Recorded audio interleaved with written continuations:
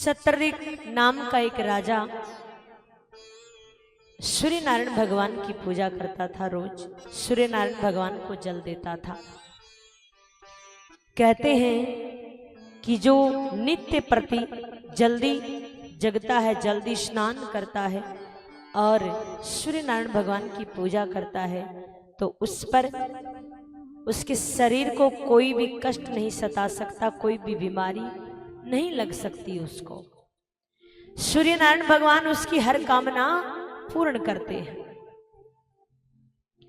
सत्यदिक सूर्य नारायण भगवान की पूजा करते थे और सूर्य नारायण भगवान उसकी पूजा से प्रसन्न होकर उसको एक मणि प्रदान करते हैं और उस मणि का नाम है समयंतक मणि। क्या नाम है?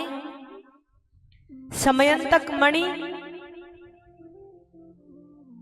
अब देखिए वो राजा की आदत क्या हो गई कि जहां भी जाए उस मणि को साथ लेकर जाए। जो भी उस मणि को देखे उसकी प्रशंसा करे, राजा बड़ा प्रसन्न होता है। मनुष्य की एक आदत है कि जब भी वो कुछ अच्छा पहनता है, चाहे वो कुछ भी हो, वस्त्र हो, आभूषण हो, और दो चार व्यक्ति अगर उसकी प्रशंसा कर देते हैं, बड़ा प्रसन्न होता है, बड़ा खुश होता है। लेकिन इस बात को भूल जाता है कि ये सब तो क्षण भंगुर है, कुछ पल का ही आनंद है। क्या खुश होना इस बात पर? खुश होना है तो इस बात पर हुआ करो कि आज मैंने कितना भजन किया भगवान का, और दुखी हो तो इस बात का दुख किया करो कि आज मैंने कितना समय बर्बाद कर दिया, भगवान का भजन नहीं किया। इस बात का दुख किया करो और खुशी इसी बात की कि आज मैंने मेरे कन्हैया का कितने समय तक भजन किया। अब देखिए आदत ऐसी,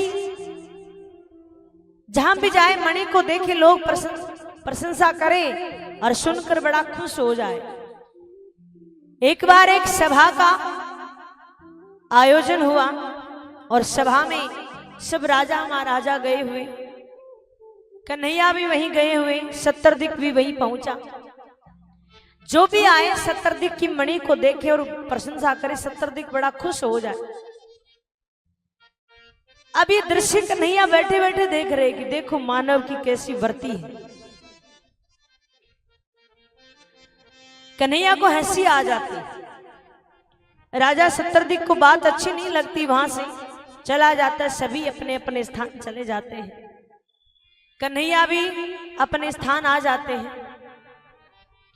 कुछ समय बाद सत्यदिक से वो मणि उसका भाई ले लेता है और मणि पहनकर शिकार खेलने के लिए वो चला जाता है। रास्ते में सिंह से उसकी भेंट होती है, सिंह उसको मार देता। सिंह यानी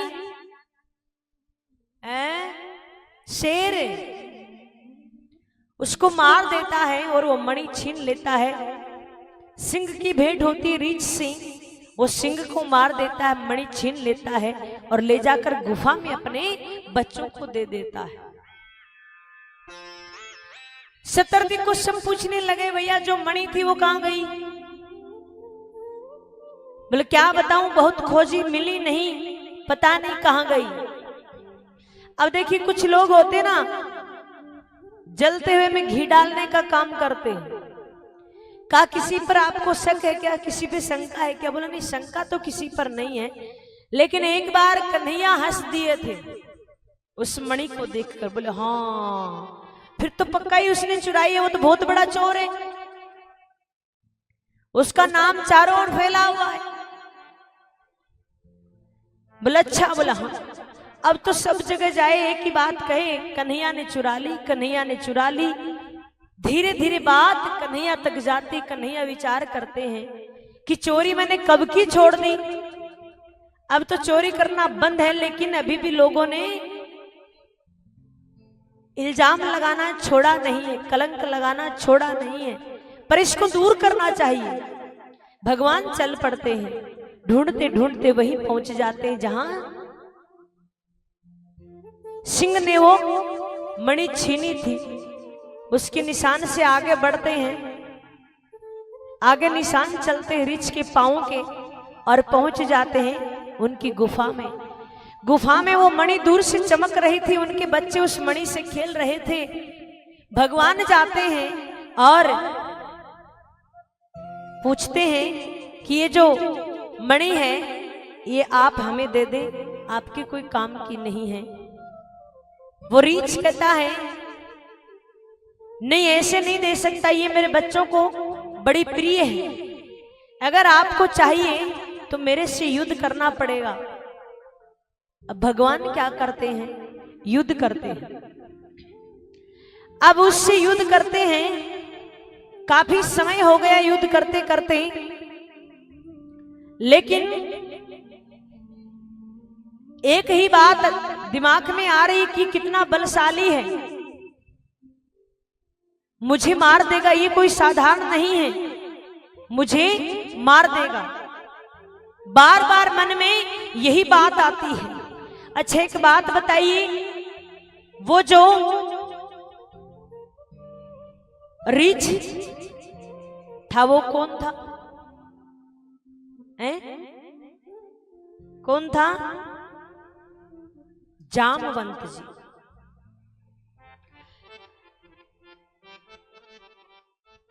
अंत में क्या होता है, भगवान धनुष बाण उठाते हैं। जैसे ही धनुष बाण उठाते हैं, साक्षात श्री राम जी के दर्शन होते हैं। बोली श्री रामचंद्र भगवान की। अब भगवान के दर्शन करते ही वो घबरा जाता है कि मैंने ये क्या किया, मेरे से ये क्या हो गया, मैंने भगवान पर हाथ उठाया। चरणों में गिर जाता है, रोने लग जाता है, भगवान आपने ये क्या किया, मैंने आप पर हाथ उठाया। भगवान ने कहा आपने हाथ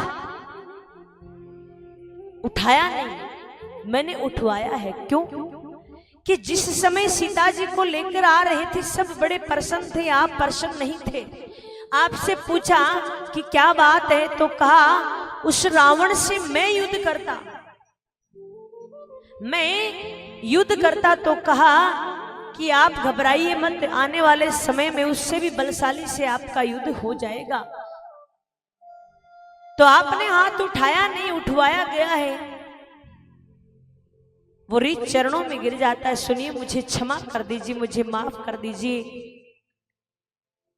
कहा मैंने कर दिया माफ। बोल नहीं, ऐसे नहीं मानूंगा, मेरी बेटी है जामवंती, उससे आप शादी कर ले। भगवान ने कहा शादी तो हमने कर ली, बहुत है एक। बोला नहीं नहीं, एक कर ली, एक और सही। यहां पर आपने कौन सा मर्यादा पुरुषोत्तम होने का व्रत ले रखा है। भगवान क्या करते हैं, जामवंती से शादी करते हैं और वो मणि जो है दहेज में लेकर आते हैं। आकर राजा सत्रदिक को देते हैं। सत्रदिक जैसे मणि देखता है, पश्चाताप करता कि मैंने बिना सोचे समझे भगवान पर इल्जाम लगा दिया, कैसी मेरी बुद्धि भ्रष्ट हुई। अब वो भगवान से क्षमा याचना करने लग जाता है, क्षमा याचना करने लग जाता, भगवान मुझे माफ कर दो। भगवान ने कहा किया माफ, ऐसे नहीं मानूंगा कि आपने माफ किया। मेरी जो बेटी है सत्यभामा, उससे आपको शादी करनी पड़ेगी। भगवान ने कहा मेरी तो पहले से ही शादी हो चुकी है। मतलब कोई बात नहीं, एक और सही। तो भगवान क्या करते, सत्यभामा से शादी करते हैं और वो मणि दहेज में ले